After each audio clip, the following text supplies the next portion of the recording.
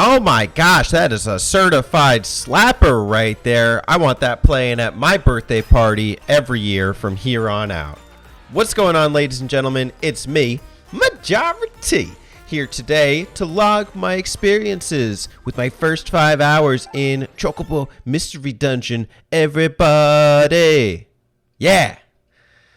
Oh yeah, this is, in fact, this is my first Final Fantasy game. No, it's not. My first Final Fantasy game is Final Fantasy 9, but I never finished it. And then I beat 7.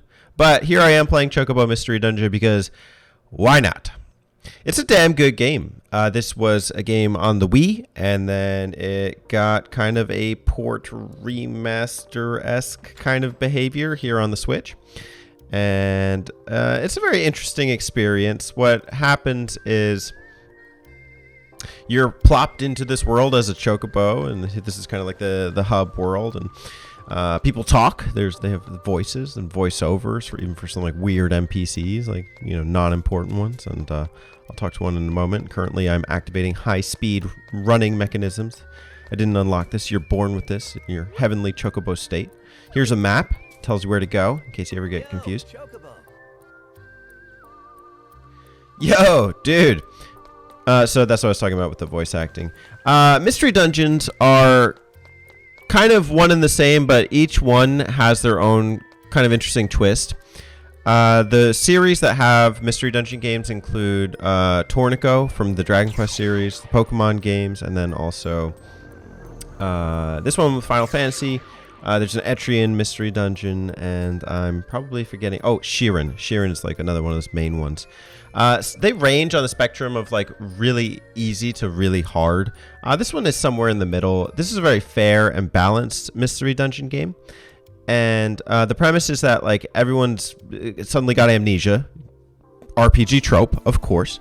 But in this one, you play as a chocobo to help them get their memories back. And you go in with buddies. And before you pick a buddy, you can kind of pick your class, and you can level up different chocobo classes. I play with the black mage for a bit. That's the one that you saw before, but I'm actually going to switch it just so you can see.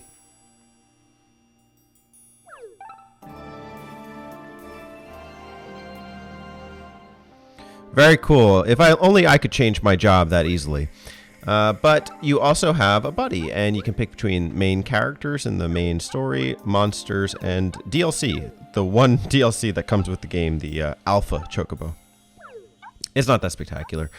Your partners are kind of simple. In fact, you don't have to worry about some statistics for them, such as like their food meter, because I think they just rely on yours.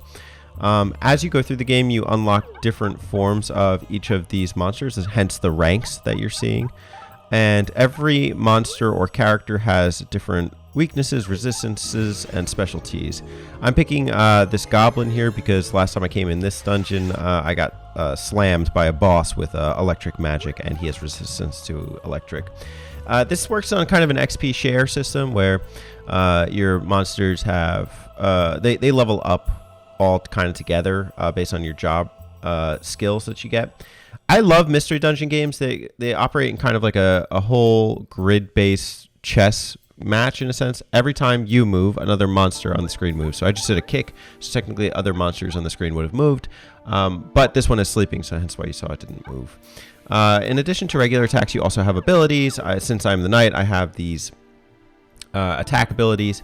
I actually drew this crab back closer to me because I wanted my buddy to get an extra hit on him. Didn't matter because I did a ability anyway. You can only collect so many items while you are in the dungeon, and usually you can't see what their effects are. Some of them may have negative effects, and you need special items to appraise them, but it's still pretty interesting.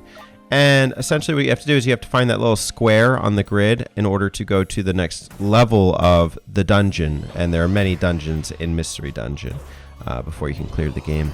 I do really like that this game saves progression. So, I mean, yes, if you leave the dungeon, you have to come back and start from the first floor. But it's not like you lose your levels or anything.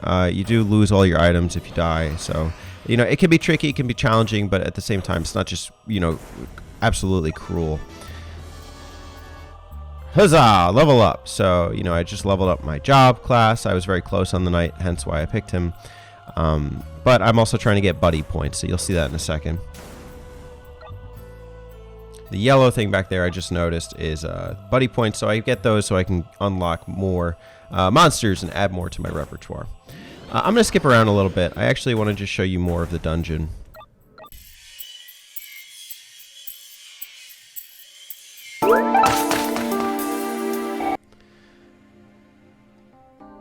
Yeah, as you go further into the dungeon, your rank of the monsters that you fight will go up, so they'll do more damage to you. They'll be a bit more intimidating. Their abilities will be a little scarier, and but the actual ability of like trying to find your way out is not any harder. Usually, I mean, it might get a little bigger, but in essence, you're still doing a lot of exploration.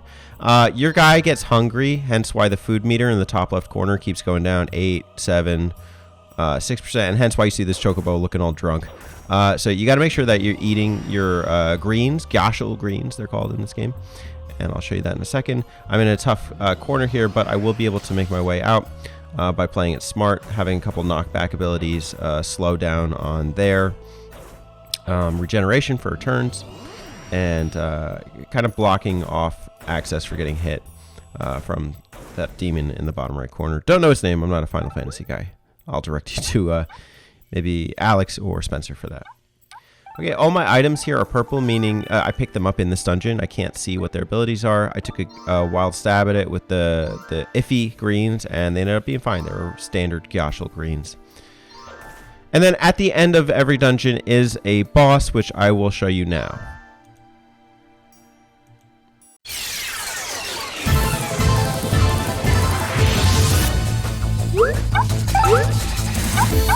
That's like Dr. Mario.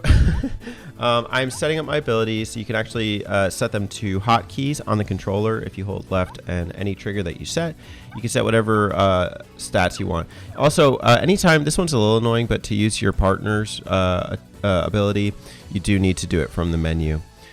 So this is kind of like the end boss to see like that you clear the dungeon. They have a lot more health, they pack a punch, and sometimes they have like different abilities too. So you really need to work well as a team. Ideally you have some items too. For this battle I have some. My strategy for this one is to put the shield up on Chocobo, and also that Goblin is resistant to thunder abilities, which I'm finding out that this guy's using water abilities. I'm like, did I just get the ability wrong or something? But it doesn't matter because this is a boss battle that I cleared. Anyways, this is 5 hours into Chocobo Mystery Dungeon. It's great so far. I'm really loving it, and I'm hoping to put more time into it. Have you played this game? If so, let me know how much and how's it going so far. Thanks for watching. Subscribe, and I'll talk to you soon.